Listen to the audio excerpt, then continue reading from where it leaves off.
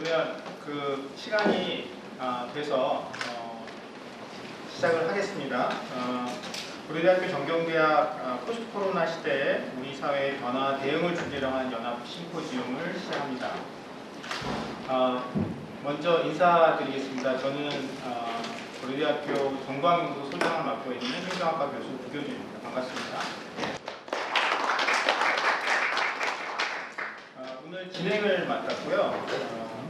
여러분들도 다 아시다시피 지금 이 심포지움은 유튜브로 생중계가 되고 있습니다. 그리고 심포지움이 마무리된 다음에는 동영상이 업로드돼서 올라갈 예정이니까 혹시 오늘 기회가 안 돼서 심포지움에 참여하지 못하신 분들은 나중에 동영상으로 시청하실 수 있습니다. 이 학교에서는 사실 이런 시도가 처음이에요. 그래서 굉장히 어색하기도 한데 처음 시도이다 보니까 아마 미숙한 부분도 있을 겁니다. 그런 부분은 좀 양해해 주시기를 부탁드리고요.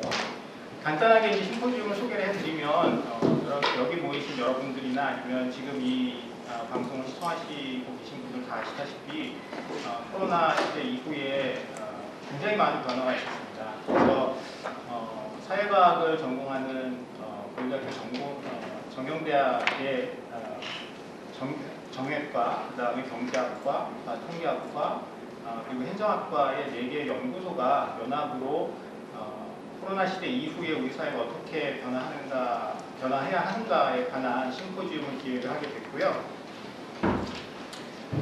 이 심포지움은 여러 편의 그 시리즈의 심포지움의 첫 번째 시리즈입니다. 자, 그러면 시작에 앞서서 학장님, 저희 정경대학교 학장님을 모시고 간단하게 인사 말씀 듣고 그 다음 시작하도록 하겠습니다.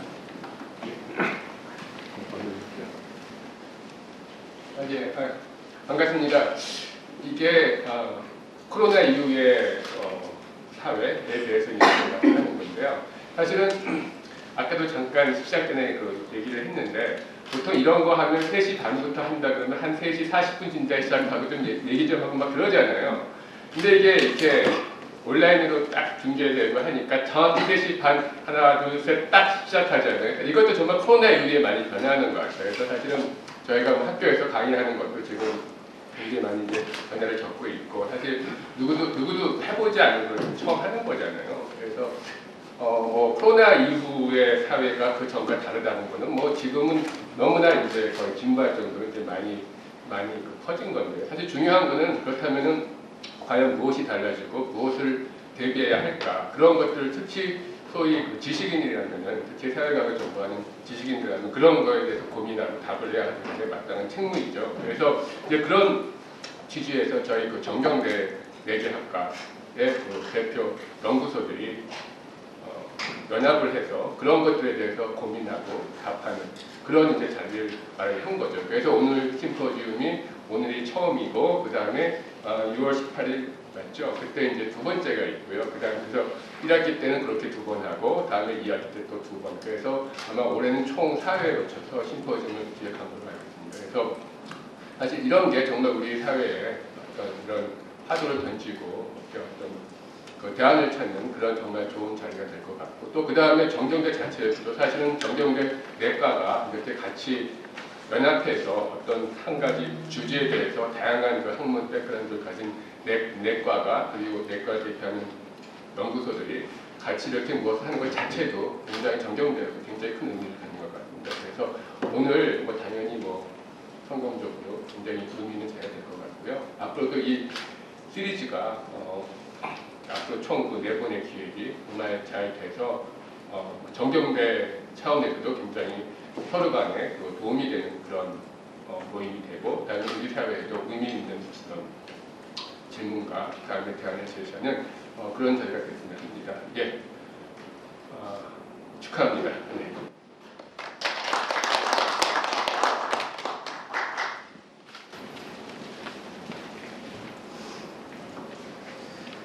오늘 발제해 주시고 토론에 참여해 주실 선생님들 소개해 드리기에 앞서서 저희 고려대학교의 정경대학에 속해 있는 4개과 연구소 소장님들을 간단하게 소개를 해 드릴게요. 같이 준비를 해 주셨는데요. 먼저 경제연구소 강성기 교수님이십니다.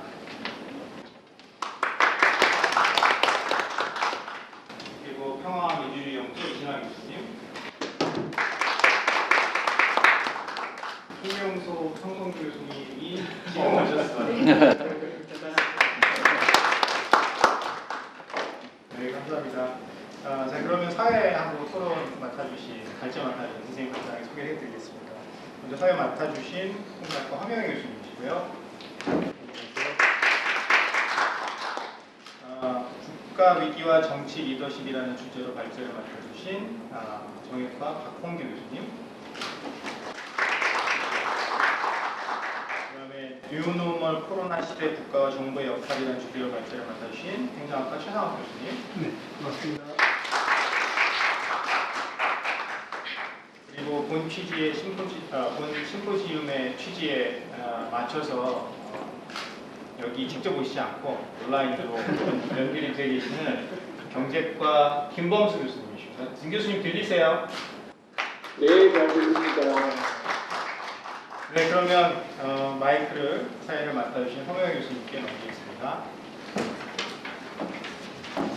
네, 허명회입니다. 제가 좀 연식이 오래됐습니다. 그래서 그 퇴임을 앞두고 연구실을 정리하고 있는데 이런 게 있더라고요. 네, 아마 그 시간 관리를 위해서 사회자의 그 역할하는데 도움이 될 거라고 생각해서 가져왔습니다. 각 발표는 10분에서 15분이 배정이 되었는데 제가 12분이 지난 다음부터는 이게 바짝 서둘러야 된다는 의미에서 숫자 카드를 보여드리겠습니다.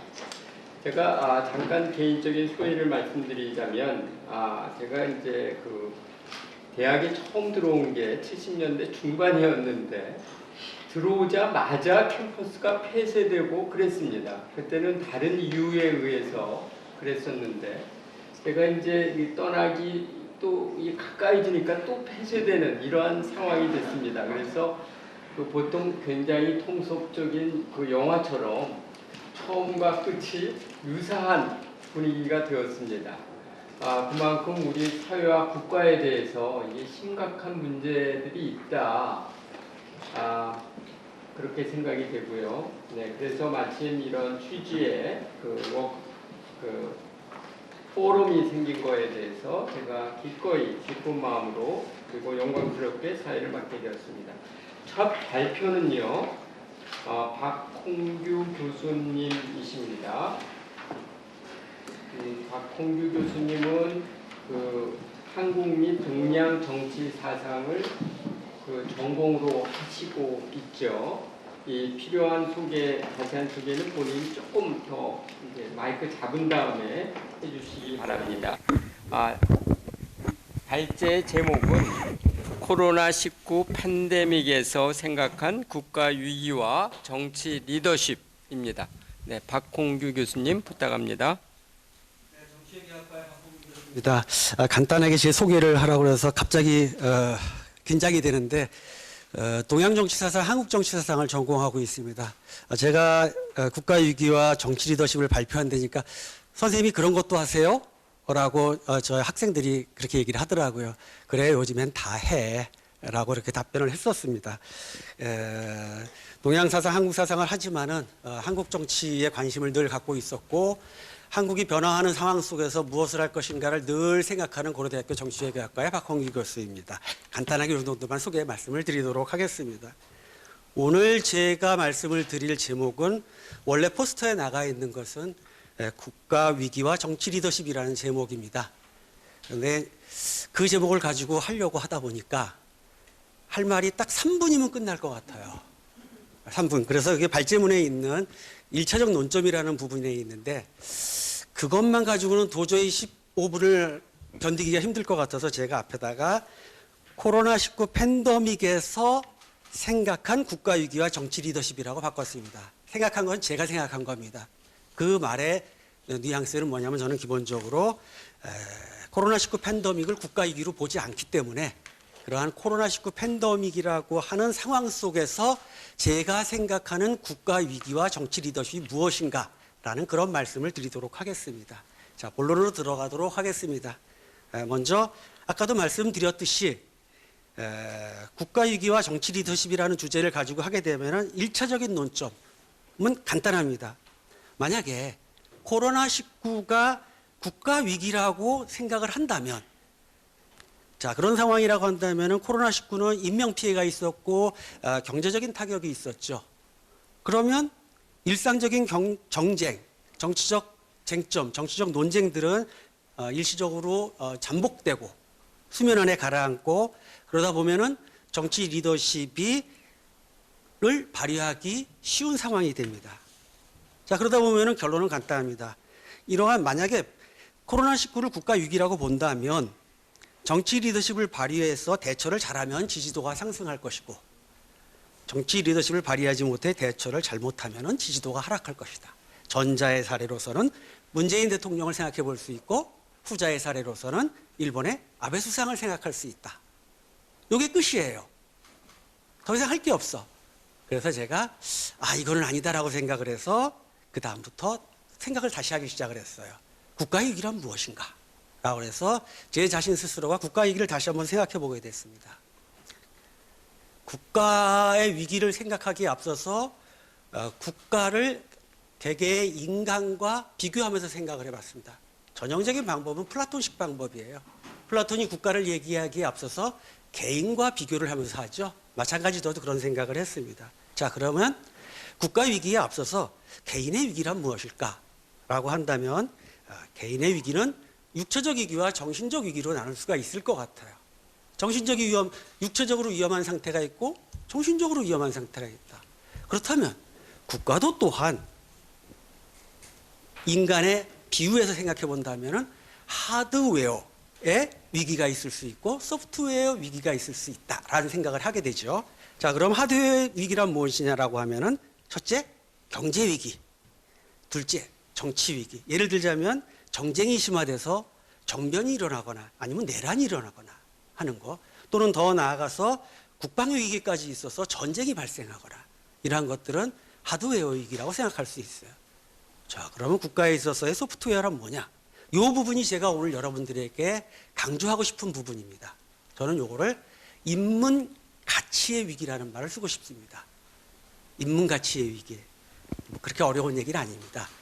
규범, 가치관, 공동체 의식, 신뢰성, 이런 내용들입니다. 우리가 너무나 잘 알고 있는 겁니다. 이렇게 두 개를 나눠본다면은 국가의 위기도 단순한 하드웨어 위기가 아니라 이러한 소프트웨어 위기에 관심을 둬야 된다라고 하는 것이 제가 생각하는 관점입니다. 자, 더 나아가기에 앞서서 자, 그러면 아까 말씀드린 대로 코로나19는 과연 국가 위기일까라고 하는 것을 생각할 때 한 가지 사례를 가지고서 접근해 보도록 하겠습니다. 초기 한국에서 코로나19가 발생했을 때 논쟁이 있었어요. 중국으로부터의 입국을 통제할 것인가 말 것인가를 가지고 이때 방역 전문가들과 대한민국 정부 사이에 논쟁 또는 대립이 있었죠. 방역 전문가들은 확진자와 희생자의 증가를 억제하기 위한 것을 최우선적인 과제로 삼았기 때문에 중국으로부터의 입국을 통제해야 된다라고 얘기를 했었고, 한국 정부는 통제를 하지 않았죠. 자, 한국 정부의 입장은 뭐냐면 확진자나 사망자의 수가 증가하는 것 그 자체를 국가위기로 보지 않았던 것 같아요. 오히려 정부는 더 중요한 것은 경제, 정치, 외교, 국방의 영역이 더 중요하다고 봤던 것 같아요. 따라서 제가 단정하건 코로나 자체는 국가위기가 아니다. 아마 당시의 정부도 그렇게 생각했을 것이다. 즉 확진자나 사망자의 수의 증가는 위기로 직결되지 않을 것이다. 왜냐? 인명피해는 과학기술의 영역이고 의학의 영역이라 그 통제가 가능하다고 보는 거죠. 또 경제 타격이라는 부분도 다양한 경제정책을 통해서 통제할 수 있을 것이다. 즉 잘 생각해 보면은 사람이 죽는 거는 어쩔 수 없는 것이다 라는 생각을 하지 않았나라는 생각이 드는 거예요.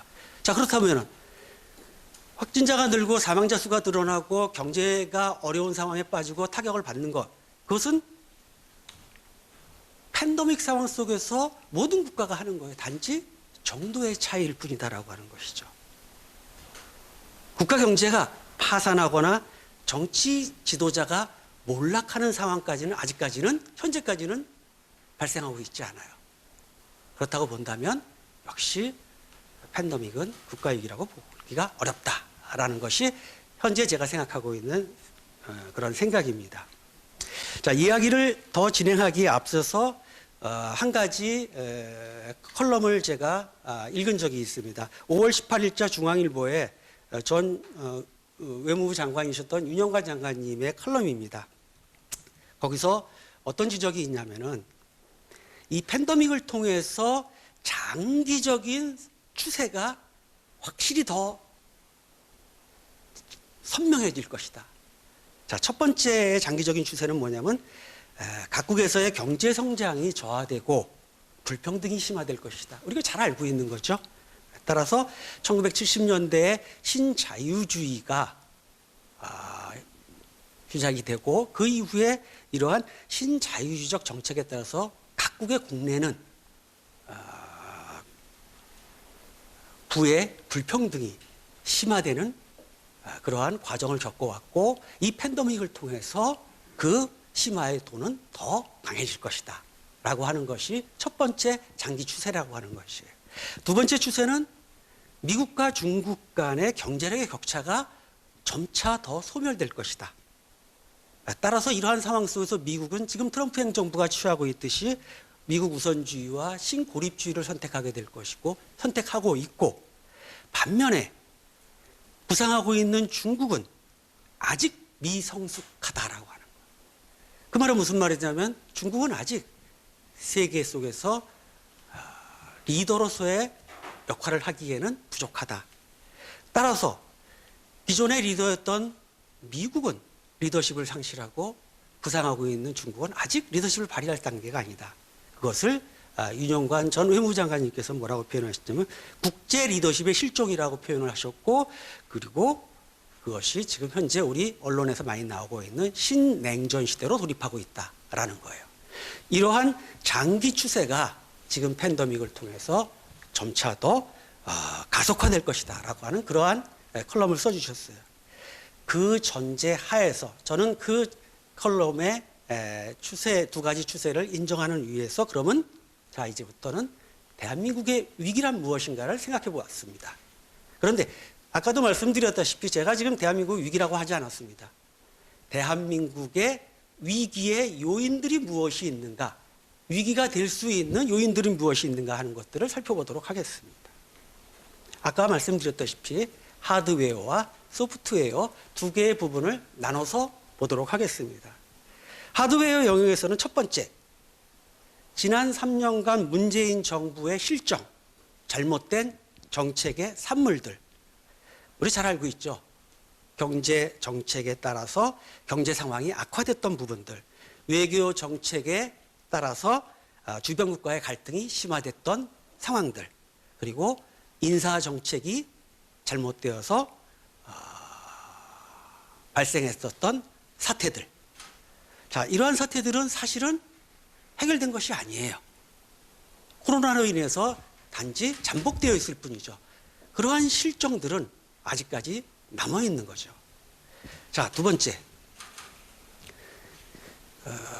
코로나로 인해서 경제적 충격, 경제적 타격을 만회하기 위해서, 회복하기 위해서 방대한 양의 유동성 자금이 투여되고 있습니다. 한국 경제가 감당할 수 있는 능력인지 아닌지는 저와 같이 한국 정치 사상이나 동양 정치 사상을 하는 사람이 알기는 어려워요. 그렇지만 막대한 자본이 들어가고 있다는 것은 알고는 있어요. 왜냐? 이렇게 경제가 안 좋은데도 주식시장은 나홀로 상승을 하고 있기 때문에 주식이 상승하는 것은 유동성 자금에 의한 것이라는 것이 그쪽 업계 분들의 평이에요. 그렇다고 한다면은 이 정도로 막대한 공적 자금이 들어간다고 하면은 아마도 그 후유증은 클 것이다라고 하는 것이죠. 따라서 그 부분 긴급 조치에 따르는 경제 회생을 위한 긴급 조치를 회상하기 위한 그런 부작용들이 발생할 것이고 그것은 위기의 요인으로 작용할 수 있다라고 생각을 해볼 수 있었습니다. 세 번째 부분은 좀 전에 말씀드린 윤영관 장관님의 컬럼에 따라서 그러한 장기 추세는 한국에도 여지없이 적용될 것이다. 따라서 국내 양극화는 심화될 것이고, 그 다음에 국제 문제, 국제 리더십이 실존된 상황 속에서 북핵 문제는 다시 재점화될 것이고, 일본과의 악화된 관계는 좀처럼 회복되지 않을 것이다. 그리고 신냉전 시대에 중국과 미국으로부터 한국의 선택을 강요당하는 그러한 딜레마에 빠질 수도 있다라고 하는 그런 문제들. 더불어서 하나만 더 지적을 해본다면은 한국 정치의 각질화가 더 심해질 것이다. 각질화라는 말을 제가 썼는데, 각질화라고 하는 것은 겨울이 되면 자기 발바닥이 이렇게 딱딱해지는 거 있죠. 그러니까 유연성이 상실된다라고 하는 거야. 한국의 이념 정치가 양극화되면서 야당과 여당 간에, 진보와 보수 간에 딱딱하고, 그래서 고슴도치처럼 돼서 상대를 찌르기에, 방어하기에 바쁜 그러한 현상을 저는 한국 정치의 각질화라는 표현을 쓰고 있는데, 아마도 한국 정치의 각질화가 좀처럼 유연화되지는 않을 것 같다. 보수 야당은 반격은 가속될 것이고, 진영 논리는 좀처럼 해결될 것 같지 않다. 물론 오늘인가요? 문재인 대통령하고 야당 대표들과의 3자 회동이 있었죠. 아까 잠깐 보니까 굉장히 협치를 위해서 덕담을 오고 가면서 이야기를 한 것 같은데, 그것이 실제 한국 정치 속에서 효과를 발휘할지는 잘 모르겠습니다. 어쨌든 이러한 하드웨어 영역에서의 한국의 위기의 요인들이 있다고 한다면, 제가 오늘 강조하고 싶은 부분은 소프트웨어 영역에서의 위기입니다. 인문가치 영역에서의 위기라고 했죠. 규범들, 가치관들, 공동체의 문제들, 신뢰성의 문제들, 이러한 문제들이죠. 저는 작년 2019년이 한국에 있어서 카오스의 시대였다고 생각을 합니다. 카오스, 붕괴, 진실이 무엇인지, 신뢰가 무엇인지, 대한민국의 공동체의 가치가 무엇인지, 그리고 우리가 무엇을 규범으로 해야 되는지 라고 하는 것을 알 수가 없는 그런 상황 속에 빠졌습니다. 제 주변에 있는 많은 사람들이 한국을 뜨고 싶다는 얘기를 농담 반 진담 반 얘기를 합니다. 이야기를 들어보면은 경제가 어려워서, 정치가 어려워서 라기보다도 삶이 어렵대요. 사유가 어렵대, 생각이 어렵대, 머리가 어렵고 짜증나고. 그것은 사람들이 느끼는, 대한민국 국민들이 느끼는 바로 인문가치 영역의 위기라고 저는 보았습니다. 지금 한 가지 사례만 더 말씀을 드리자면은, 최근에 정대협 또는 정의연과 관련된 유미양 씨 사건이 발생하고 있습니다. 유미양 씨 사건만 하더라도 상당한 정도의 인문적 가치의 위기를 드러내고 있는 사건입니다. 자, 그렇다고 한다면 지금 말씀드린 이러한 하드웨어와 소프트웨어의 위험 요소들은 어느 순간 증폭되면서 바로 한국의 위기가 찾아올 수 있다는 생각이 듭니다. 자, 그러면 이어서 하도록 하겠습니다. 마지막입니다. 그래서 제가 생각하는 정치 리더십이란 무엇인가, 특히 4.15 총선의 의미와 관련해서만 말씀을 드리도록 하겠습니다. 총선 결과는 분명합니다.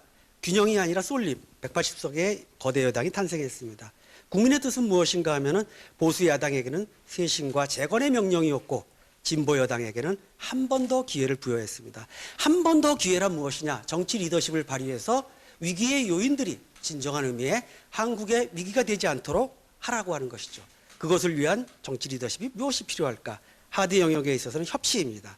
각질화를 탈피하고 국내 통합을 실현해야겠죠. 그리고 주변 국가의 관계 개선을 위해서는 화해가 절실히 필요합니다. 그리고 한미동맹을 유지하면서도 중국과는 전략적 동반자 관계를 잘 유지하는 균형 잡힌 외교가 필요할 것이라는 생각이 듭니다. 마지막입니다. 소프트웨어 영역에서의 정치 리더십은 무엇인가? 그것은 바로 말씀드린 인문 가치가 살아있는 한국을 만들어내야 합니다. 그것이 정치 리더가 해야 되는 중요한 요인들이, 그리고 이것이 이루어졌을 때만 그러한 위험 요소들이, 위기의 요소들이 한국의 위기를 가져오지 않을 것이고, 한국은 좀 더 좋은 나라가 될 수 있는 그러한 길이 열리리라고 생각을 합니다. 제 발표를 마치도록 하겠습니다. 감사합니다. 네, 감사합니다. 지금 기술적인 문제를 좀 해결하는 동안 잠깐 쉬도록 하겠습니다. 네. 그러면은 두 번째 발표에 들어가겠습니다. 두 번째 발표는 그 박상수 교수님, 김범수 교수님, 김선빈 교수님 세 분의 그 공동 연구시고요. 발표자는 김범수 교수께서 하시겠습니다. 제가 간단히 소개하자면 김범수 교수는 미시경제학을 전공하시죠. 그리고 그 영역으로는 보건경제학을 다루고 있습니다. 네, 제목은 How Korea Perform Better in COVID-19 Pandemic입니다. 네, 김범수 교수님, 네, 1분 이내로 좀 소개를 좀 추가하시고요. 시작하셔도 되겠습니다. 네, 안녕하세요. 올림픽 정작부에 있는 김범수입니다. 사회자님께서, 홍혜님께서 너무 잘 소개해 주셔서 다시 더 소개해 드릴 건 없을 것 같고요.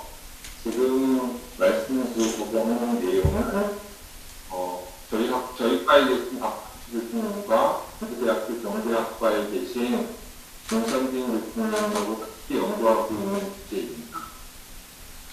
처음에 이제 우리가 경제학자가 얘기를 한다 말씀을 드릴 거라고 생각하시니까 우리나라 경제가 코로나19 이런 거를 말씀드릴 거라고 생각하실지 모르겠는데 제가 말씀드리려고 하는 거는 우리나라가 지금 다른 나라에 비해서 상대적으로 굉장히 코로나 감염병을 잘 대처하고 판단되고 있는데 도대체 무엇 때문에 잘 대처되고 있는지 이런 것을 얘기 드리려고 합니다. 지금 사실 현재 상황에서 가장 중요한 것은 제가 보건경제학을 해서 그런지 모르겠지만 일단 이 감염병으로부터 어느 정도 그 감염병을 컨트롤하면서 일상생활을 유지해 나갈 수 있는 상태로 가는 것. 전 세계가 그렇게 떨고 있는 상황에서 가능하면 벗어나는 것. 이게 굉장히 중요한 이슈인 것 같고요. 전염병이 어떻게 얼마나 퍼질지에 대해서는 수학자들이 수학 모델을 가지고 아주 오래전부터 설명하기 시작했습니다. 요즘 이 코로나가 유행하기 시작한 다음에 유튜브에서도 굉장히 많은 이런 유튜브 영상들을 보실 수 있고요. 그 가장 기본적인 모델이 SIR 모델이라고 해서 1927년에 커널렉하고 맥켄드릭이라는 수학자가 감염병, 질병이 어떻게 시작되는지를 수학 모델을 가지고 한 것입니다. 근데 이거에서 조금 더 발전한 모델이 SEIR을 뜻하는 것인데요. SEIR 모델은 처음에 이제 병에 걸리지 않은 상태의 사람들이 있다가 그걸 서셉터블이라고 그러고요. 그 다음번에 병을 가진 사람하고 접촉이 일어나게 되면 그 상황이 익스포즈된 상황이고요. 접촉이 일어났다고 해서 모든 사람이 다 병에 걸리는 건 아니고요. 걸리는 사람도 있고 걸리지 않는 사람도 있어서 걸리는 사람들의 경우에는 인펙티드 단계로 넘어가고요. 그런 다음번에는 대다수의 사람들은 회복이 되고 아주 어느 정도 불행한 일부 사람들은 사망에 이르기도 했거든요. 그 마지막 단계는 유무스라고 해서 네 가지 감염병이 발생하고 나면 국민 전체를 봤을 때 이 네 가지 단계로 병이 진행된다라고 해서 이걸 수학 모델로 설명을 해서 얼마나 도대체 이 병이 감염될 것인지에 대해서 이야기하고 있는 모델이 있습니다. 이 모델에서 가장 중요한 요인이 R0라고 해서 이제 이 얘기를 굉장히 많이 하는데 기초 재생산 지수라는 겁니다. 이론적으로는 이게 뭘 얘기하는지 얘기하는 거냐면 감염돼 있는 한 사람이 도대체 얼마나 많은 사람을 감염시킬 수 있는지 하는 겁니다. 예를 들어서 공기로 감염되는 전염병의 대표적 수두나 후역 같은 경우에는 이 R 제로가 재생산 지수가 10이 넘어가기입니다. 호흡기로 비말, 숨 피는 거에 의해서 감염되는 것으로 알려진 천연두의 경우에는 3.5에서 6.5, 일반적인 감기의 경우에는 2에서 3, 독감의 경우에는 1.5에서 2.8 정도로 알려져 있고요. 코로나의 경우에는 최근 들어서 이제 코로나가 이렇게 발병하면서 연구들이 많이 있었는데 1.94에서 5.7 정도를 얘기하고 있습니다. 생각해 보시면 이 질병이 확산되는 것은 두 가지에 의존해서 확산되게 됩니다. 하나는 병의 본류와 특성, 예를 들어서 현기도 전파된 정말로 전인 것입니다. 아까 말씀드린 대로 현기도 전파되는 프로틴 감염력이 크고요. 정말로 전파된 것에 있어요. 하지만 병의 본류와 특성은 바이러스가 특성이기 때문에 우리가 뭘 어떻게 한다고 바꾸는 게 아닙니다. 반면에 사회적 특성에 의해서도 질병이 얼마나 확산될지가 결정되게 됩니다. 예를 들어서 한 사람이 일반적으로 얼마나 많은 사람을 만나는지, 일적 대도시에 있는 환경과 시골에 있는 환경 사이에서는 한 사람이 얼마나 많은 사람을 감염시키는지는 달라질 수 있습니다. 우리가 얼마 전까지 사회적 거리두기나 마스크 쓰기나 혹은 이런 방역 활동에 따라서 이런 사회적 특성, 서로 만나지 않도록 하는 것, 이런 것은 이런 방역 활동에 따라서 사회적 특성 부분은 변화될 수 있습니다. 그러니까 방역 부유한 특성 변화가 없는 것이지만 사회적 특성으로 인해서 확산의 속도가 바뀌는 것은 우리가 방역에 의해서 변동시킬 수 있고요. 코로나의 경우에는 인류의 한 번도 비슷한 균이 있었지만 코로나 바이러스는 처음 이번에 등장한 바이러스인데 기존에 등장했던 바이러스에 비해서 가장 특징적인 것이 무엇이냐 하면 무증상 감염자가 있다는 것입니다. 여러분이 언론이나 언론 보도를 통해서 많이 이미 접하셨겠지만 무증상 감염자가 있는 예들은 거의 굉장히 드물게만 진행합니다. 그리고 그 무증상 감염자가 그럼 도대체 얼마나 되느냐에 관해서는 현재까지 알려진 바로는 정확하게 알려진 건 없고요. 알려진 바로는 10에서 50% 정도일 거라고 확인되고 있습니다. 그러면 기존의 사람들이 사용하던 이 머릿속으로 이론적으로 사용하던 SAIR 모델을 가지고 어떻게 이제 환자가 얼마나 발생할지를 알아보려고 했을 때 기존 모델들은 무증상 감염자를 포함하고 있지 않습니다. 따라서 무증상 감염자를 포함한 모델을 변형된 모델을 사용하는 게 정확한 추정을 위해서는 굉장히 중요하고요. 정확하게 예측을 하기 위해서는요. 이렇게 변형된 모델을 가지고 저희가 이 논문에서 하고 있는 것은 무증상자가 존재하는 상황을 반영한 변형된 SAIR 모델을 가지고 증상자, 무증상자 모두가 전파력을 가지고 있다는 가정하에서 현실 자료를 가지고 모델을 추정하는 것입니다.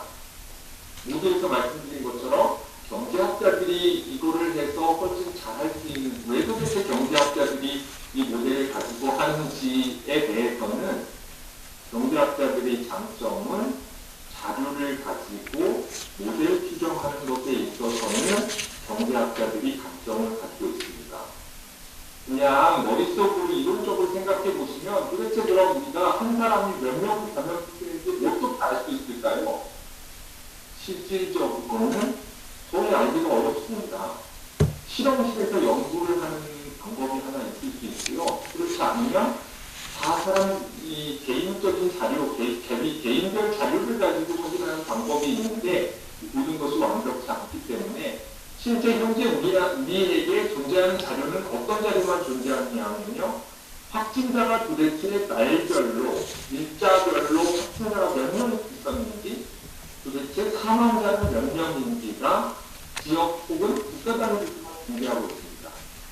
그래서 이 부분을 통해서 확진자 숫자와 사망자 숫자를 가지고 변형된 SEIR 모델을 사용해서 병의 고유한 특성과 사회적 특성을 확인하고자 하는 것이고요. 그렇게 하기 위해서는 아까 말씀드린 병의 고유한 특성을 어떻게 확인할 수 있지? 다른 사회적 제약이 별로 없는 상태에서 그냥 병이 확산되는 것을 놔둔 상황이 필요하게 되겠고요. 그런 상황은 어디에서 가장 유사하게 발생했느냐면 코로나 발생 초기에 이탈리아의 경우가 가장 유사한 상황으로 판단되었습니다. 1월 31일에 이탈리아에서 2명의 확진자가 나왔고요. 3월 14일에 17,666명의 확진자가 나올 때까지가 거의 이런 상황이었는데요. 3월 8일에 그 지역을 봉쇄했고 3월 10일에 이탈리아 전국을 봉쇄하긴 했지만 우리가 뉴스에서 많이 보신 것처럼 이 병에 환자가 나오는 것은 어떤 현상을 발생시킨 이후에 얼마의 시간이 지나서 나오는 것이기 때문에 3월 14일에 이탈리아의 상황까지는 별다른 방역 활동이 크게 없었던 상태에서 바이러스가 퍼지는 상황이라고 생각하시면 될 것 같고요. 이탈리아에 있는 확진자는 도대체 어떤 사람들이냐? 증상이 있었어요. 병원에 와서 나 이렇게 아픈데 했을 때 진단검사를 통해서 확진이 된 사람들이기 때문에 무증상자는 전혀 잡히지 않고 있고요. 무증상자 중에서도 일부만이 잡힐 수 있는 자료로 판단됩니다. 반면 한국은 그럼 어떤 상황이 발생하고 있냐면 한국은 1월 22일에 중국에서 입국한 사람이 첫 환자로 발생됐고요. 우리한테 알려졌고요. 2월 18일에 대구에서 첫 번째 환자가 발생했는데 신천 교회를 통해서 대구에서 감염자가 급격히 증가했고 6월 23일에는 국가에서 감염병 위기 정보를 격상했고요. 5월 19일에는 11,078명이 되었을 때까지의 자료를 사용하려고 합니다. 한국의 경우는 어떤 식으로 지금 확진자가 잡히고 있는지 생각해 보시면 무증상자의 경우에는요. 확진되는 순간에 학교가를 확진자와 접촉이 있었던 사람들을 최대한 확인하고 있습니다. 이렇게 지역적 접촉자로 분류된 사람에 대해서는 전원 검사를 실시하고 있고요. 검사 결과 양성이 되면 병원에 입원을 시키거나 생활치료시설로 격리를 하고 있습니다. 검사 결과 음성이 나온다고 하더라도 바로 일상생활을 할 수 있는 게 아니고 자가격리 혹은 생활치료시설에서 역시 14일간 격리를 유지하고 마지막 14일이 끝날 때 다시 한번 검사해서 음성도 확인이 되어야만 일상생활로 돌아갈 수 있고요.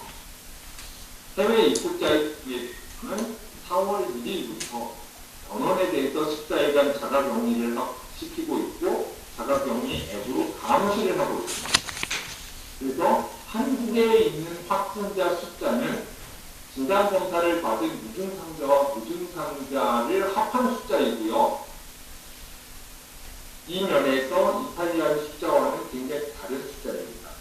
이 두 데이터를 동시에 사용해서 한국과 이탈리아 자료를 이용해서 변형된 SEIR 모델을 추정해서 병의 고유한 특성인 전파력이 무증상자, 무증상자 사이에 일정하다고 가정하고요.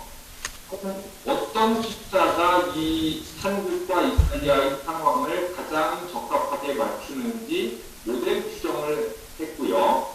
한국은 확산 패턴에 따라서 시기를 두 개의 시기 2월 26일 이전과 이후로 추정한 결과가 가장 현실을 잘 반영하기 때문에 이렇게 나누어서 추정을 했습니다.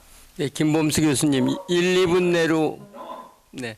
무슨 상자가 우리가 정확하게는 알 수 없지만 앞에서 말씀드린 대로 10에서 50% 사이로 추정되고 있기 때문에 다양한 자료에서 무증 상자가 20%일 경우로 생각해 보면 가정에서 추정을 해봤을 때 자연 상태에서의 재생산 지수는 환자 1명이 발생했으면 6.9명의 환자를 다시 만들어내는 것으로 추정되었고요.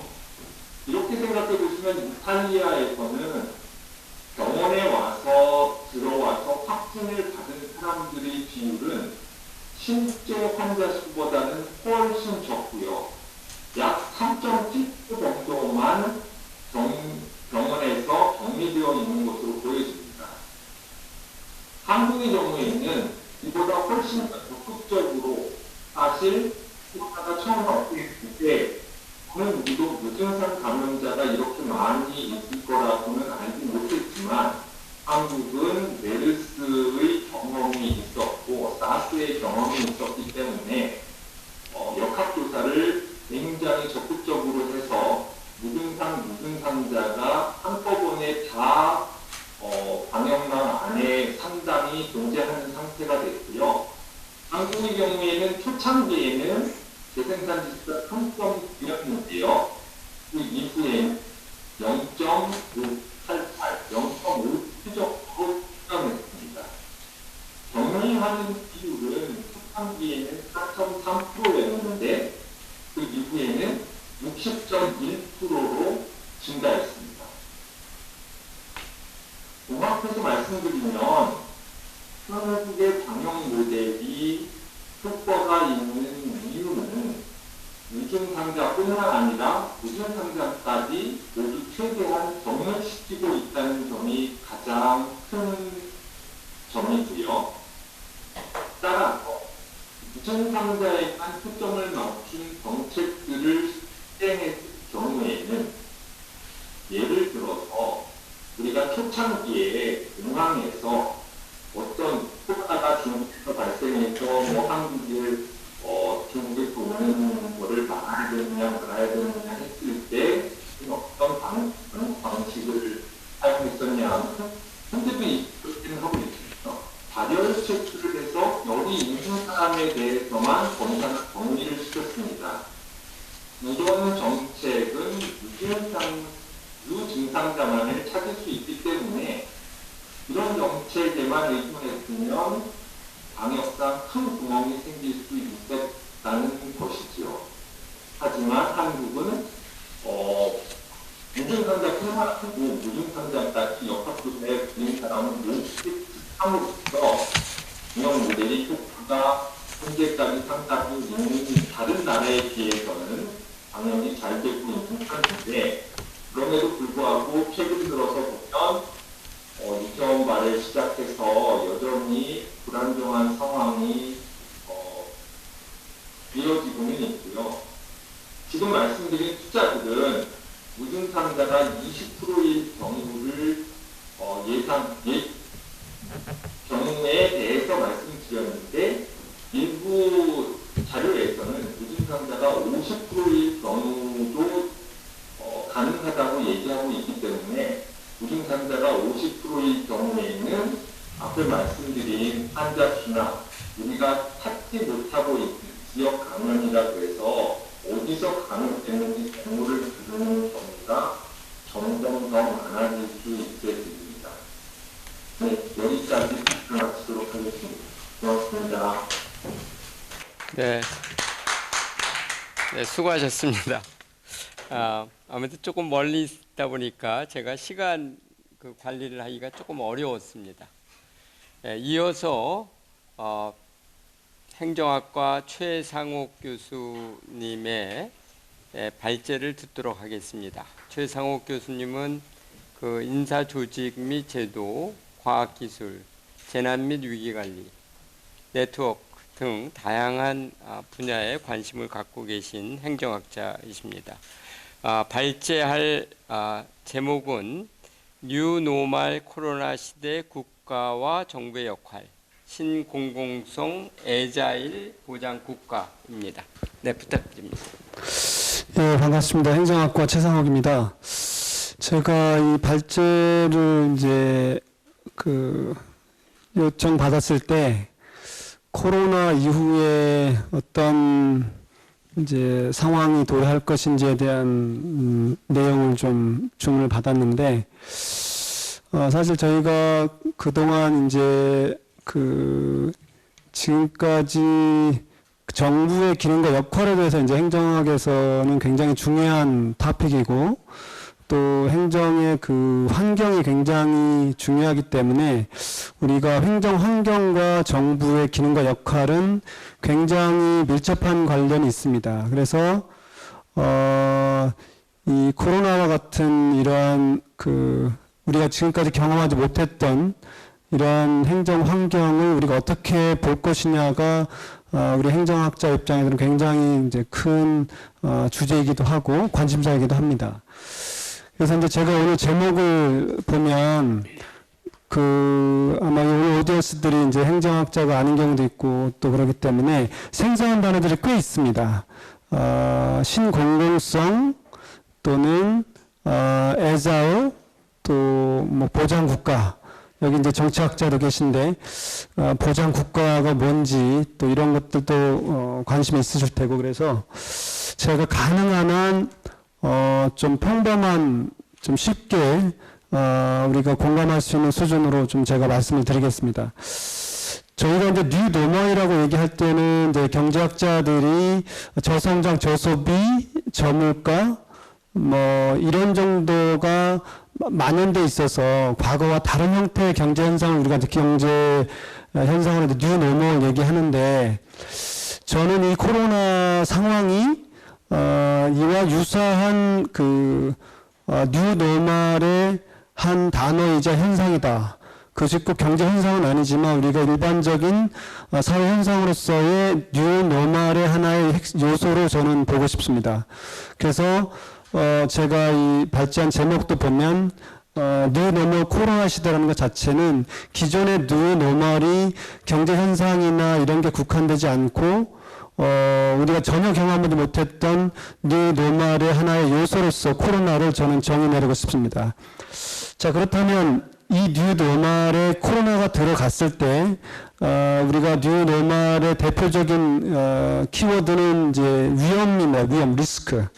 그러니까 저성장, 저소비, 또 저물가, 이것은 결국은 리스크가 그만큼 올라갔다는 얘기인데, 한 다른 축은 뭐가 있냐면 우리가 인공지능이라든지 또 로봇, 또 여러 가지 형태의 무인 자동 기술 뭐 이런 것들이 대변되는 4차 산업혁명 시대의 기술 발전이 이러한 저성장과 연결됐을 때 불가피하게 노정될 수밖에 없는 것이 양극화 현상입니다. 그리고 양극화 현상은 사회적 약자를 배태될 수밖에 없는 상황이고, 그런데 이런 기존의 뉴노멀과 제4차 산업이 결합된 상황에서 또다시 코로나라는 상황이 겹치게 되면 여러 가지 초위험 사회에 저는 정의 내리고 싶습니다. 단순하게 고위험이 아니라 초고위험, 전혀 우리가 예측하기 어려웠고 또 예측할 수도 없고 지금도 현재 진행 중인 상황에서 정부의 역할, 우리가 행정학에서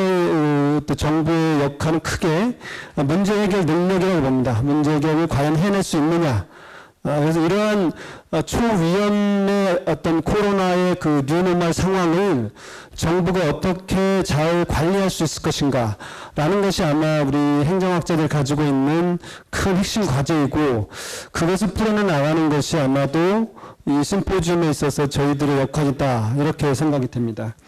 자, 그렇다면 이 뉴노멀의 코로나가 들어갔을 때, 그렇다면 정부의 역할과 기능을 우리가 통상적으로 이제 어떤 방향으로 나가야 될 것인가를 한 단어로 얘기하면 공공성이라는 얘기를 우리가 통칭해서 얘기합니다. 학자들에 따라서 공공성의 정의를 굉장히 다양하게 하지만 일반적으로 받아들이고 있는 것은 다수의 사람들이 보편적 이익을 위해서 공평하게 함께하는 것, 이 정도가 우리가 일반적으로 받아들이고 있는 공공성의 개념입니다. 다시 말씀드리면 다수의 사람들의 보편적 이익을 함께 공유하는데 공평하게 하자는 얘기거든요.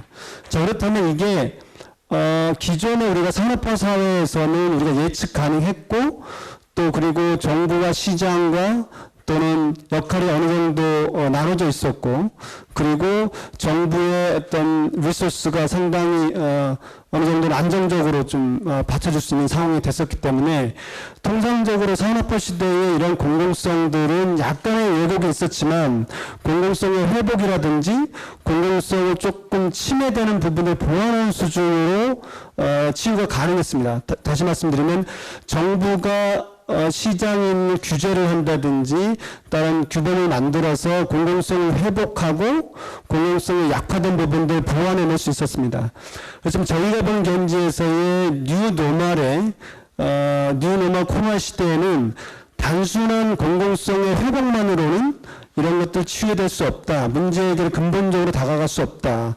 그래서 저희가 주장하고 있는 신공공성의 개념을 새로 재정립해야 되고 행정학이 이론을 재정립해서 정부의 역할과 기능을 리디자인해야 된다라고 하는 것이 어떻게 보면 기존의 공공성 개념을 뛰어넘는 신공공성의 개념으로 저희는 주장을 하고 싶고 그것에 대한 기초를 저희가 다져야 된다라고 생각하는 것이 뉴노멀 코로나 시대의 공공가치의 핵심 내용이 공공성의 회복으로는 불가능하고 새롭게 공공가치를 세우는 즉 신공공성을 선언해야 된다라고 저희는 좀 주장하고 싶습니다.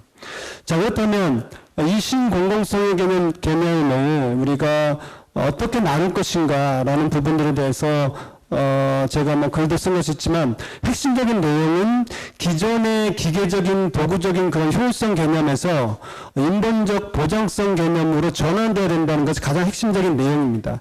여기서 말하는 인본적 보장성은 간단하게 말씀드리면 국민들이 시민들이 요구하는 서비스의 양과 질에 상관없이 정부가 적정 수준의 공공 서비스의 양과 질을 개런티를 해줘야 됩니다. 선택적으로 공공 서비스의 양과 질을 제한된 자원을 가지고 제공하는 그런 방식이 아니라 필요한 서비스의 양과 질을 정부가 적정 수준을 발표해야 되는 것이죠. 그리고 그것을 제공해 주기 위해서 공공 재원을 활용하는 것은 물론 부족하다면 민간 재원을 활용해서라도 전국적으로 국가가 서비스의 양과 질까지를 보장해 주는 것입니다. 이것이 저희가 얘기하고 있는 기존의 효율성 개념, 저희가 얘기하는 건데 기계적이고 도구적인 효율성 개념에서 인간 본위의 가치를 보장해 주는 그러한 보장성의 개념으로 전환을 해야 된다. 그것이 바로 국정가치, 공공가치의 핵심적인 내용이 바뀌지 않는 한 공공성의 회복만으로는 안 된다는 의미에서의 신공공성을 저희들은 선언하고 싶고 주장하고 싶다는 말씀입니다. 이것에 대한 구체적인 방식과 방법론들은 여러 가지가 있을 수 있습니다. 정부의 개입을 어떻게 할 것인지, 정부 운영 과정을 어떻게 할 것인지 이라는 부분들은 아마 충분히 예견 가능하기 때문에 제가 애잘 보장국가라는 개념을 통해서 신공공성의 하위 요소의 공공가치가 어떻게 관철되고 있는지를 저희가 설명을 드리겠습니다. 뉴노멀 코로나 시대에서의 바람직한 국가상이라고 저희는 주장하고 싶습니다.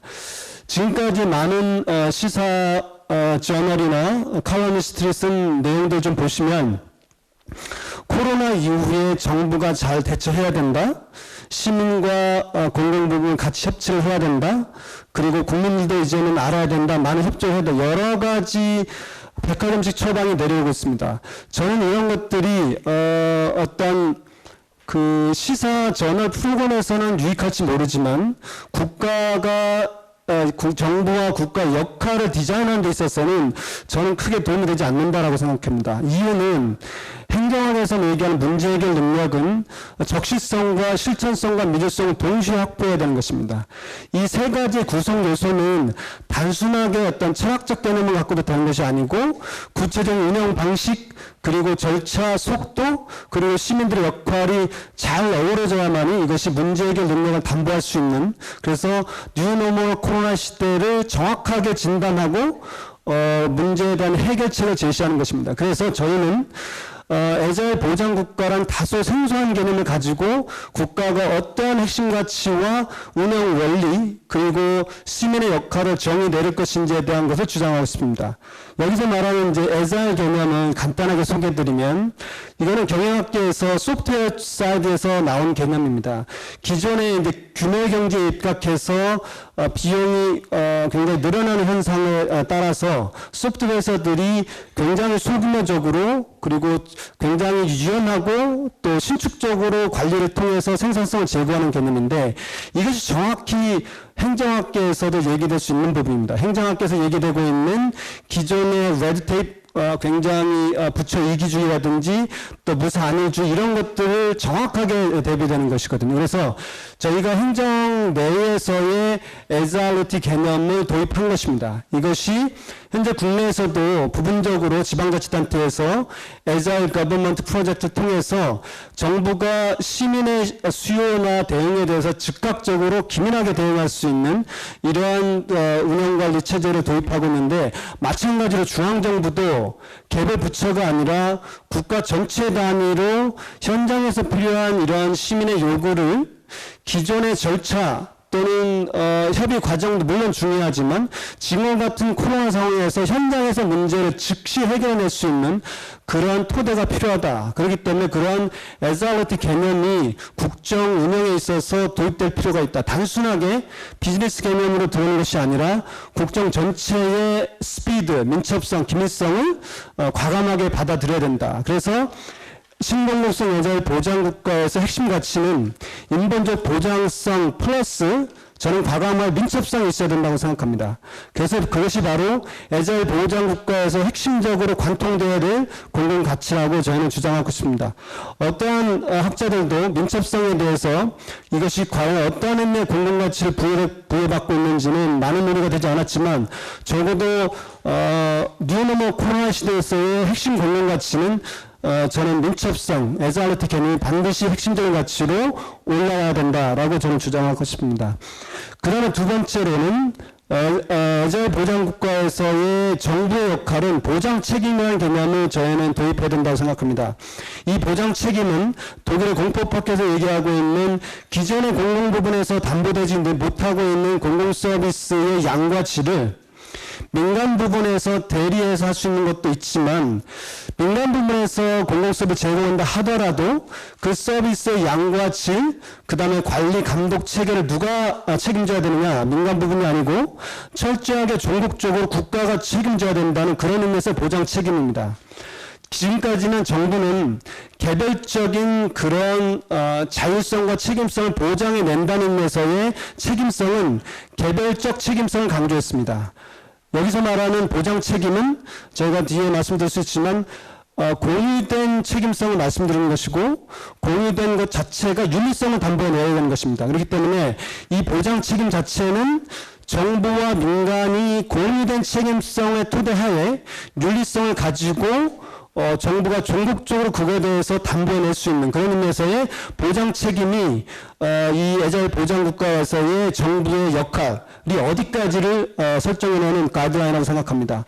그것이 이제 두 번째 어떤 정부의 기능과 역할된 부분이라고 생각이 되고요.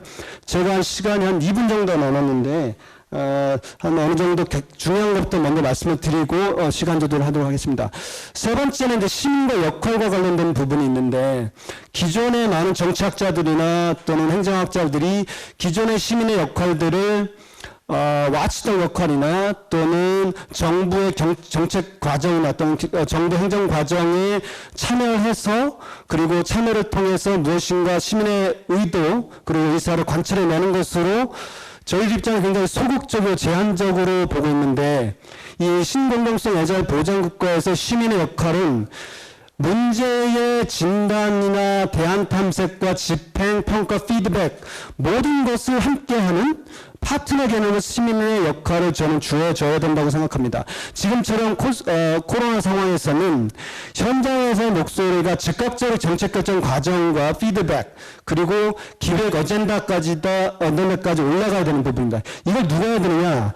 기존에는 행정 정책 과정에서는 공공 부분이 담당해야 된다라고 생각했고 시민들도 그렇게 생각했습니다. 단지 보도적인 의미에서 시민의 역할이었다면 이제는 뉴노멀 코로나 시대에서의 시민의 역할은 코프로덕션 개념에서의 공동 파트너로서 서비스를 제공하는 주체이자 또 객체로서 시민의 역할로 격상해야 되고 시민의 역할은 바로 거기에서 신공공성 애자일 보장국가의 주요한 주체다.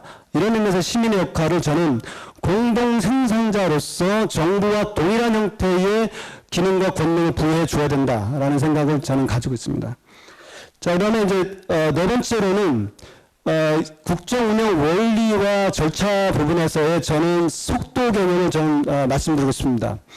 기존의 우리 행정의 due process 어떤 절차적인 정당성을 확보하기 위해서 많은 부분의 제도화라든지 또는 절차 이런 부분들이 굉장히 강조되어 왔습니다. 물론 이것이 굉장히 행정의 민주성을 확보하는데 절대적인 과제이고 가치라고 생각이 됩니다만 지금과 같은 굉장히 시급한 상황에서의 due process 또는 절차나 협상 과정들이 어떻게 보면 문제를 상당히 왜곡할 수 있는 상당의 문제의 소지가 있고 그렇기 때문에 저희가 기존의 헌법적 가치를 무시하는 것이 아니고 또는 낮게 보는 것이 아니고 과연 현장에서의 그 스피디한 결정을 내릴 수 있는 데까지의 듀 프로세스가 어떻게 보완되어야 되는지에 대한 심각한 고민을 국정 운영 과정에서 저는 행정 서비스 절차와 속도 부분에서 과감하게 중요한 어젠다를 올려야 된다라는 생각으로서 신공공성 애자일 보장국가에서의 행정 서비스의 절차와 속도는 어느 어젠다 못지않게 굉장히 중요하다라는 말씀을 좀 드리고 있습니다. 자, 그렇다면 마지막으로 제가 1분 정도만 좀 쓰겠습니다. 신공공성 애자일 보장국가가 구현이 된다면 과연 이것이 어떤 의미를 부여받을 것인가 우리 사회뿐만이 아니고 학계 지금 제가 서두에 행정학이 문제해결 학문으로서의 실천 학문에서 정부의 역할과 기능을 부여하는 것이라면 행정의 적시성과 또 실천성 그리고 나아가서 민주성까지 이러한 신공공성 애자일 보장국가가 정확하게 종합적으로 진단해내고 제공해낼 줄 수 있다는 의미에서 지금 현재 많은 그 미디어에서 논의되고 있는 포스트 코로나 이후의 상황들을 정확하게 종합할 수 있는 그러한 프레임으로서 또는 이론적 틀로서 저는 신공공성 애자일 보장국가를 과감하게 주장하고 또 설명드리고 싶습니다. 예, 이상입니다. 네. 네, 세 분의 그 발제를 들어봤습니다. 이제 플로어에서 질의 토의를 받을 텐데요. 질의하실 분은 손을 드시고 자기의 이름과 분야를 말씀해 주시면 진행에 도움이 되겠습니다.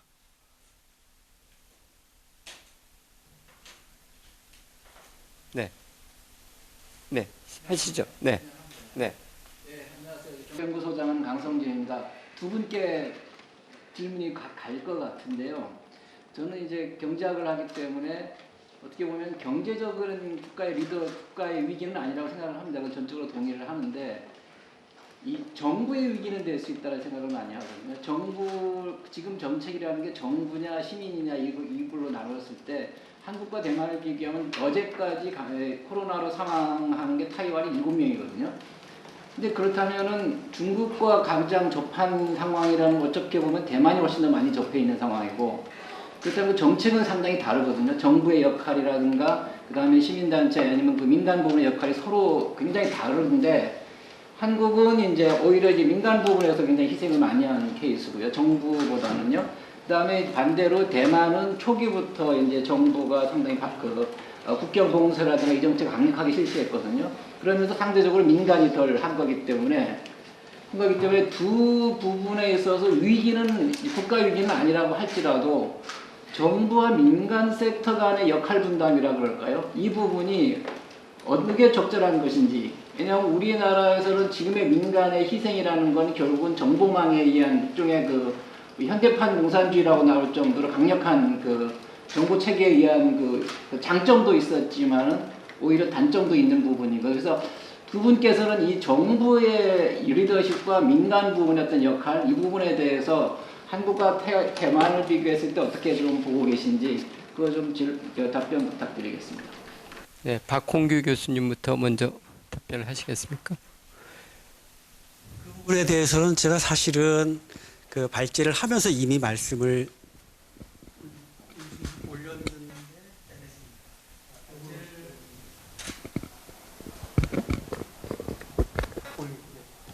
아이고 위험한데. 최상욱 교수님 괜찮으세요 원래? 네, 괜찮으세요? 네. 그 발제를 하면서 제가 사실 말씀을 드렸는데 초기에 한국 정부는 중국으로부터의 입국을 통제하지 않았고 그 당시에 제가 말씀을 드렸듯이 방역 전문가들과 논쟁이 있었잖아요. 그런데 한국 정부의 입장은 아마도 제가 아까 말씀을 드렸다시피 확진자 수의 증가, 희생자 수의 증가를 그다지 염두에 주지 않았다고 저는 생각을 해요.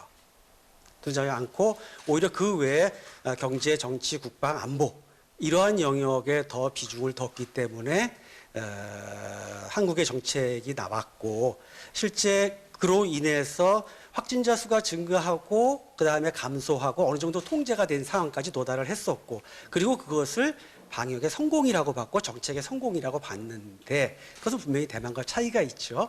따라서 일정 부분의 민간 영역에 있어서의 희생이라고 한다면 그것을 감수하면서 진행을 하지 않았나라는 것이 제가 말씀드렸던 부분이라고 생각이 됩니다. 네. 네, 최상욱 교수님. 네. 이게 마이크가 저는 이제 제 관심은 이제 구체적으로 정부의 책임이나 또는 이 현재 코로나 상황에 어떤 판단은 저는 조금 유보하는 상황에서 제가 말씀을 드리면요. 지금 현재 우리 방역 당국에서 하고 있는 어떤 이제 트리트먼트라고 보죠. 하고 대만과의 관계를 저는 비교를 한다면 저는 그것이 정부 규제가 어디까지 들어가고 있느냐. 그리고 그 정부 규제가 우리 국민들이 어느 정도 용인해 내고 있느냐로 저는 좀 봐야 된다고 생각이 되거든요. 그리고 나머지 이제 기술적인 부분은 아마 이제 방역 사이드에서 인프라나 그런 걸로 이제 판단이 되고, 그 방역 부분에서 인프라는 제가 논외로 하고, 정부 규제가 저는 이제 지금 과연 대만과 우리가 직접 규제로 들어갔을 때의 강도는 제가 볼 때는 비슷할 거라고 저는 생각이 됩니다. 그렇다면 제가 대만은 잘 스타디 안 된 상황이지만 민간 부분에서 그 수용성 여부가 정부로서는 굉장히 프레셔로 올 거거든요. 그러면은 규제의 그 강도를 어디까지 끌고 갈 것이냐라는 저는 생각이 듭니다. 지금도 오늘 상황도 저는 비슷하다고 보는데요. 지금 예를 들어서 이제 교육계에서 한쪽에서는 교과 과정에 대한 부담이 있기 때문에 강해야 된다라는 이제 어떤 압력이 있는 거고, 한쪽에서는 이것이 굉장히 여전히 리스크가 있기 때문에 관리를 해야 된다는 입장이 이제 팽배할 텐데, 결국은 정부가 규제를 할 때의 판단 논거가 제가 봤을 때는 지금 우리가 국민들이 받아들이는 수준, 그 용인되는 수준으로 저는 결정이 된다고 보는데, 그런 의미에서 저는 제가 아까 말씀드렸듯이 그 코프로덕션 개념이 전 들어가야 된다고 보는데, 만약에 대만이 그런 개념으로서 지금의 결과가 낮다라고 한다면 저는 대만이 우리나라보다 굉장히 낮다라고 판단 내릴 수가 있고요. 근데 만약에 대만이 그렇지 않고 정부가 주도를 해서 지속적으로 그런 거라고 한다면 저는 그건 지속 가능성 떨어진다고 생각합니다. 정부 규제 부분에서. 그래서 저는 제 용어로 이제 그렇게 썼는데요. 규제된 자율규제라는 개념을 쓰고 있습니다. 규제된 자율규제, 즉 민간 부분에서의 자율적인 규제는 굉장히 용인해 주되 만약에 그것이 잘못됐거나 다른 방향으로 갔을 때에 정부가 강력하게 들어갈 수 있는 그런 부분에 대한 것이 저는 우리가 정부가 할 수 있도록 우리 시민들이 도와주면 저는 오히려 한국이 더 대만보다도 더 실질적으로 정부 규제 효과성은 나타날 수 있을 것이다. 조금 답변이 좀 모호하긴 한데요. 제가 대만 스타드가 안 된 상황에서 좀 제한적으로 말씀드렸습니다. 예. 네, 이신화 교수님. 네. 네, 감사합니다. 저는 정치외교학과 평화민주주의 연구소 소장 맡고 있는 이신화라고 합니다. 세 분 발표 잘 들었고요. 저도 간략하게 이제 질문을 좀 드리고 싶습니다. 우리가 지금 이제 코로나19로 해서 우리 정경대학의 4개 다른 학과의 교수님들이 소위 말하는 학제간 접근을 이제 하기로 했었었는데요. 우리 박상수 교수님이랑 김범수 교수님한테는 간략하게 말씀드리고 싶은 게 보건경제를 하신다고 하셨는데 데이터를 써서 논문을 쓰신 걸 발표한 걸로 알고 있는데 이렇게 우리가 사회과학을 하는 사람들이 이런 데이터를 배경으로 하여서 어떠한 효과를 내고 우리 정경대학이 사회에 메시지를 전달할 수 있는지 그런 부분을 좀 얘기를 해주셨으면 좋겠고요. 우리 박홍규 교수님 아까 하드웨어와 소프트웨어 부분의 리더십이라는 아주 좋은 말씀을 해주셨는데 저도 전적으로 동의하는 것이 지난 문재인 행정부의 문제가 경제정책, 외교정책, 인사정책으로 이미 있었었던 부분에 혹시 코로나 블랙홀에 그런 게 다 들어간 다음에 피방역이라는 성공이 앞으로 나왔기 때문에 우리가 잠깐 잊고 있는 건데 이 신기루가 잠깐 없어지고 나서서 더 큰 문제가 생기지는 않을 건가.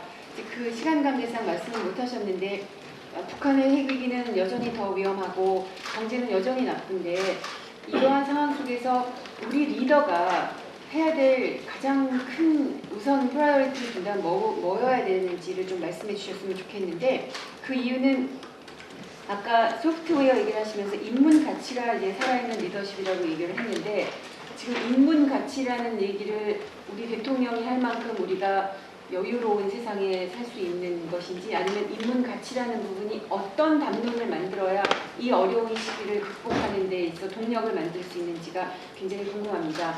그 다음에 우리 티 교수님 뉴노멀 중에서도 초고위험이라는 거 저는 아주 동의를 하는데 저희 소장들이 포스트 코로나 시대의 국제 얘기를 하려고 이 세션을 만들었지만 사실은 코로나 이후를 얘기하면 이미 늦을 것 같아요. 코로나 와중에 우리가 뭘 해야 되는지를 얘기를 해야 되는 거 아닌가요? 그럼 이 초고위험 상황을 조금이라도 거버넌스로 이렇게 좀 제어할 수 있다면 어떤 부분을 할 수 있는지 간략하게 말씀해 주시면 감사하겠습니다. 네. 네, 어느 분이 답변해 주시겠습니까?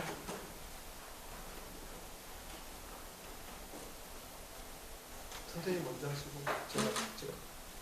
제가 제일 간단한 것 같은데 제가 네. 먼저 답변 드릴까요? 네, 네, 좋습니다. 네, 김범수 교수님 답변해 주세요. 네, 질문하신 내용에 가장 간단하게 답변드리면 사실 저희가 많은 지난주 사이언스에도 그런 내용이 나왔는데요. 지금 이제 코로나가 어떻게 진행되고 있는 거에서 정책을 어떻게 취할 것인지 이걸 그냥 중앙보고식으로 하지 말고 랜더마이즈 컨트롤 트라이얼을 좀 이용해서 정확하게 판단을 한 다음에 하는 게 좋다 이런 약간 이상적인 논문이 사이언스에 나왔거든요. 근데 사실 지금 저희가 하려고 그러는 것도 그렇고 많은 경제학자들이 하려고 그러는 것이 정확한 사실에 입각해서 명확하게 판단을 내리고 나면 처음에 쓰인 것이 훨씬 과학적 사실에 근거 있게 됐다기 때문에 효과적인 대처가 될 수 있다고 생각합니다. 이상입니다. 네, 이신화 소장님. 네, 감사합니다. 그 두 가지를 질문해 주셨는데 그 잠복된 한국의 문제가 결국은 언젠가 다시 금방 나올 것이고 그러지 않기 위해서 리더가 어떤 역할이 필요한가라고 하는 첫 번째 문제에 대해서는 사실은 제가 마지막 부분에서 한 1분 동안에 허명혜 선생님이 1분 하라고 그래서 그때 네. 쫙쫙쫙쫙 하고서 이렇게 다 해버렸었는데 다시 1분 하세요. 다시 1분 해도 괜찮겠습니까? 예, 사실은 저도 이제 아까 다시 한번 그러면 그 부분 한 1분 정도 더 소비를 하도록 하겠습니다. 4.15 총선과의 관계가 있다고 생각을 합니다. 사실 4.15 총선에서 한쪽으로 쏠림 180석의 거대 야당을 줬는데 그것이 무슨 의미인가? 국민이 무엇을 선택하는가? 국민의 지지는 무엇인가라고 하는 것인데 보수 야당의 쇄신과 재건을 명령했고 그리고 진보 여당에게는 한 번 더 기회를 줬다. 이미 전반 3년에 실정을 했지만 그거를 만회할 수 있는 기회를 한 번 더 줬다. 자, 그럼 무엇을 할 것인가? 역할이란 무엇인가? 무엇보다도 중요한 것은 결국은 싸우지 말고 협치를 해야 된다라고 하는 부분들. 수적인 압도적인 수를 가지고서 만약에 요즘에 얘기 나오고 있죠. 뭐 상임위를 전부 다 뭐 민주당이 갖겠다. 이런 얘기하면은 이거는 뭐 안 되는 거죠. 이거는 오히려 거대 여당일수록 상임위원장의 자리를 야당에게 많이 양보하는 그러한 자세가 필요하죠. 또 한 가지 생각해 볼 수 있는 것은 지금 당장 문제가 되고 있는 한일 관계의 문제, 뭐 이용수 할머니의 문제라든지 윤미향 사건이라든지 이러한 사건에 있어서 중요한 것은 뭐냐면은 결국 일본과 우리가 화해할 수 있는 길이 무엇인가? 대립의 각을 높이가는 것이 중요한 것이 아니라 화해의 길을 모색해가는 길이 무엇인가를 찾는 게 중요하죠. 더더군다나 더 중요한 것은 지금 신냉정 시대에 돌입하고 있다고 하는데 자, 그러려면은 한국은 사실 굉장히 선택을 강요받죠. 자, 그런 강요받는 상황 속에서 한국의 선택이라고 하는 것은 결국은 국내 통합이라고 하는 것이 굉장히 중요하다고 저는 봅니다. 그래서 그러한 균형 잡힌 역할을 하기 위해서도 국내 통합이 필요하고 그리고 마지막으로 제가 얘기했듯이 인문 가치가 살아있는 국가여야 된다라고 하면서 두 번째 질문에 대한 답변을 하도록 하겠습니다. 두 번째 질문에 대한 답변도 한 1분 정도 소비하도록 하겠습니다. 지금 과연 인문 가치라고 하는 것을 말할 수 있는 그런 여유가 있는가 대한민국에? 라는 그런 질문이신데 제가 원래 인문 가치라는 말을 썼던 이유 중에 하나는 뭐냐면 근대 국가 또는 근대화의 가장 중요한 것이 경제 영역에 있어서 산업화 그리고 정치 영역에 있어서 민주화라고 하는 것이죠. 자, 그러면 성숙한 공동체란 무엇인가라고 했을 때는 경제 발전하고 정치 민주화하고 그 다음에 무엇인가라고 하는 것이죠. 저는 그것이 인문 가치라고 보고 있어요. 즉 다시 말한다면은 인문 가치가 살아있는 국가가 되어야 된다라고 하는 것은 경제 기반, 정치 중간 그리고 최고의 영역이라고 생각이 듭니다. 따라서 그 말은 무슨 말이냐면 적어도 우리가 산업화하는데 1, 20년 걸리지 않았습니다. 장시간의 세월이 걸렸어요. 민주화하는데도 몇십 년의 세월이 걸렸습니다. 저는 인문가치의 영역도 하루아침에 단기간에 이루어지는 거라 생각하지 않습니다. 장기간의 저희들의 과제라는 생각이 듭니다. 그 말은 무슨 말이냐면 지금 대한민국은 아직은 저는 위기라고 생각하지 않습니다. 인문가치가 살아있는 국가라고 하는 것은 단기간에 도달될 수 있는 것이 아니고 그리고 대한민국의 위기도 단기간에 바로 내일 아침에, 내달에, 내년에 그렇게 발생할 수 있는 거라는 생각은 하지 않습니다. 제가 말씀드린 많은 요소들이 위기가 발생하려고 하면 위기가 들어가려고 하면 더 많은 것들인데 그것을 방지하기 위해서 우리는 장시간에 걸친 인문 가치를 살려가야 될 것이라는 생각이 들고 그러기 위해서는 최고 통치자가 여유를 가지고 그리고 인문 가치를 실현해가는 그러기 위해서는 당장이라도 오늘 있었던 여야 대표들과의 회의 기간 동안에 문 대통령의 인문적 가치가 빛나는 그런 회의가 됐었으면은 아마도 장시간에 걸치는 대한민국의 국가 발전에 위하는 그런 길이 열리지 않을까라고 생각을 합니다. 네.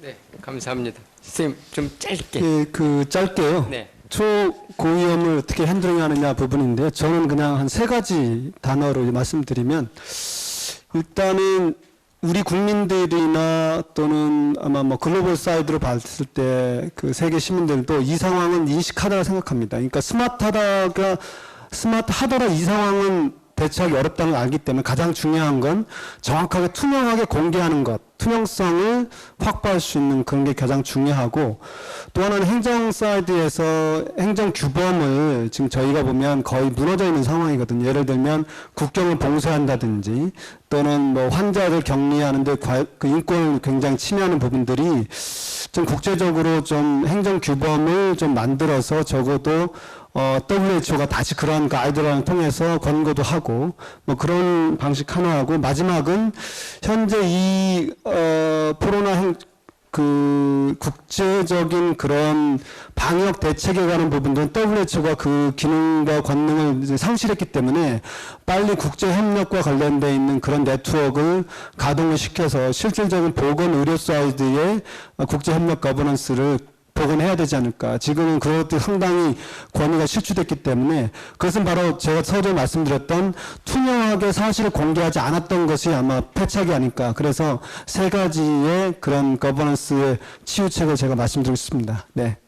네, 감사합니다. 제가 그 플로어에서 또 질문이 있겠지만 그 유튜브 공간에서 또 질문자가 있을 수가 있어서 그 질문을 좀 받고요. 또 마무리할 발제자들께 마지막으로 마무리할 시간을 갖도록 하겠습니다.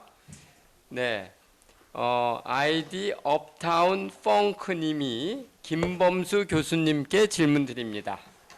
SEIR 모델에서 사회적 특성은 어떤 변수로 구성되는지, 그 변수들 중에 정부, 기업, 개인 등 각 주체들의 조직화된 계획된 노력을 통해서 변화할 수 있는 것은 방역 방식 외에 어떤 것들이 포함되어 있는지, 김범수 교수님 또는 박상수 교수님께서 답변을 하시면 어떨까 싶어요.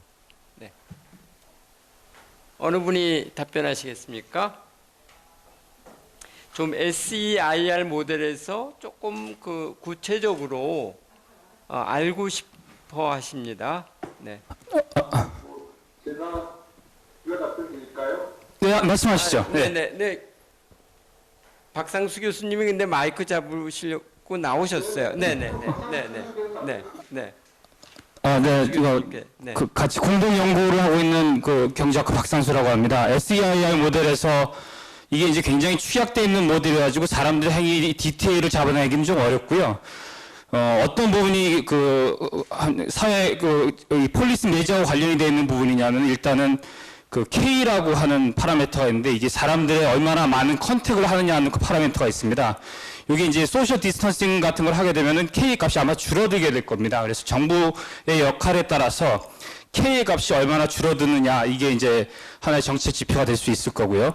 또 하나는 이제 전형적인 SEI 모델에는 없는데, 저희들이 이제 새롭게 개발하고 있는 그 모델, 디벨롭하고 있는 모델에서는,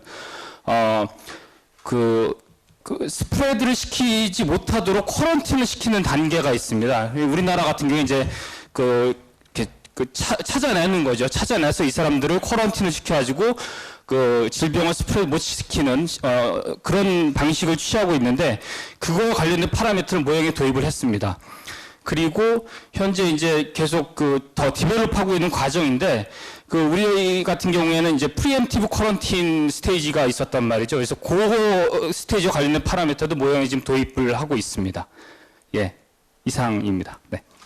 네, 감사합니다. 그러면 아주 이제 그 마무리 단계에 가겠습니다. 각 발제자께 1분씩 시간을 제가 드리겠습니다. 네, 원래는 그 발표자들 사이에서도 또 토론이 좀 있었으면 좋겠다라는 생각을 했는데 시간이 없었기 때문에 저의 마지막은 최상욱 교수님한테 질문을 드리면서 마치도록 하겠습니다. 최상욱 선생님이 말씀하셨던 신공공성이라는 개념을 말씀해 주셨는데 그 중에 세 가지가 있어요. 인본성, 보장성, 민첩성. 굉장히 좋은 것 같아요. 근데 제가 뭘 느꼈냐면은 공공 서비스의 양과 질을 국가가 제공한다. 게다가 필요한 서비스를 정부가 제공한다. 그거 얘기를 듣는 순간 저는 막스가 떠올랐습니다. 막스가 얘기한 것은 무엇이냐면은 필요한 것을 제공한다라고 하는 거예요. 필요한 것을 국가가 제공한다. 자, 이 문제는 무슨 말이냐면은 마지막에 또 시민의 역할까지 말씀을 해주셨어요. 시민이 주체가 된다.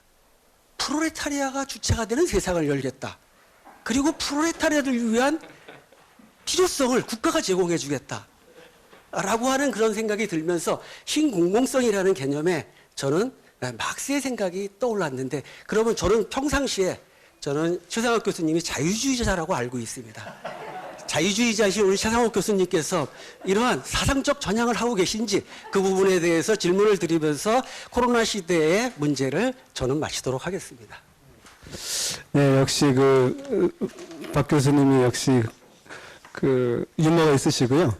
제가 말씀드렸던 신공공성에서 아까 조금 박 교수님 조금 미스한 부분은 아닐 테고 잘 못 들었을 수 있을 텐데, 공공 서비스의 양과 질을 적정 수준을 선언을 하고요. 그 다음에 그 서비스의 양과 질을 최종적으로 보증한다는 거거든요. 보증이 이제 개런티한다는 얘기인데, 그게 모든 걸 공공부문이 부담할 수 없으니까 민간 부분의 자원과 리소스를 동원해서 함께 이제 제공하자고 노력하는 의미인 것이지, 지금 말씀하신 막스가 얘기하고 있는 그런 건 아니고요. 시민의 역할도 시민이 정부와 함께, 여기서 코-프로덕션 개념은 그런 얘기거든요. 시민이 주체가 된다는 얘기는 주체이자 객체가 되는 거죠. 그래서 신공공성 개념은 철저하게 인본주의적 가치에 입각한 그런 이제 가치다. 이런 얘기, 어떤 특정 계급이나 또 이런 것을 베이스로 깐 건 아니라는 말씀을 좀 드리고 싶습니다. 그럼 제가 마무리 말씀을 동시에 연결해서 말씀드리면요. 제가 오늘 좀 생소한 단어들을 나열한 거거든요. 사실 뉴노멀, 코로나 시대 국가 정부 역할을 신공공성, 애잘 보장국가라는, 어떻게 보면 정확하게 나아갈 방향까지를 조금 주저없이 말씀드린 경향이 없지 않아 있어요. 그래서 제가 이렇게 말씀드린 이유는 지금까지 많은 나오는 말씀들을 종합해서 핵심 가치부터 정부의 역할, 기능, 규제, 그 다음에 국정운영 원리, 절차, 속도, 그 다음에 서비스의 제공 주체, 이렇게까지 좀 국정 전반에 관해서 얘기될 수 있는 틀을 조금 이런 교회를 통해서 말씀드리고, 또 공론화를 통해서 좀 세련되게 일어나하는 것이 오늘 저는 개인적인 바람이고, 혹시 오늘 이렇게 제한된 공간이기도 하지만 여러 가지 기회를 통해서 다음 기회에도 이런 것들 좀 확장해서 코로나 이후의 어떤 정부의 역할에 대해서 조금은 정제되고 체계화된, 종합화된 그 틀을 한번 만들어 보고자 하는 게 저희 행정학과 우리 선생님들의 공통된 마음이라고 생각하고 마무리 마치겠습니다. 예. 네, 감사합니다. 그러면 김범수 교수님 조금 쓰시겠습니까? 네, 저는 지금 현대의 상황이 100년 전에 1918년에 스페인 독감이 전 세계에 유행한 적이 있는데요. 100년 만에 다가온 인류 전체의 전 세계의 위기라고 생각하고요. 이 위기를 극복 못하지는 않겠지만 상당히 큰 위기 상황인 것 같습니다. 근데 어떤 때 위기가 더 크게 다가올 것이냐 하면 저희가 방심하게 된 순간에 더 크게 다가올 것이라고 생각합니다. 많은 분들이 지금 이제 세상이 도대체 어떻게 될 것인가 굉장히 궁금해 하시는데, 예를 들어서 최근 뉴스에서 미국은 완전히 이제 공세를 풀고 경제로 돌아갔다고, 일상적인 생활로 돌아간다고 하고 있는데요. 지켜보시면 웨이보델에 따르면 미국의 환자 수는 급증할 수밖에 없습니다. 중국도 지금 상당히 일상으로 돌아가는데 무증상 감염자를 통제하지는 않고 있기 때문에 중국도 환자 수가 완전히 통제할 상황으로 가긴 어렵습니다. 근데 다 같이 노력해서 코로나가 극복되는 날이 곧 기를 합니다. 고맙습니다. 네, 감사합니다. 저희가 6시에 마치려고 계획을 했고 지금 조금 지났습니다. 이 위기의 시절이 왔는데 이게 그 학문 연구자들에게는 새로운 어떤 그 도전감을 부여하는 게 아닌가 싶습니다. 이것으로 마치려고 하는데요. 구 박준 교수님 뭐 안내 말씀 있으시면 네, 그러면 이것으로 일단 마치도록 하겠습니다. 네, 감사합니다.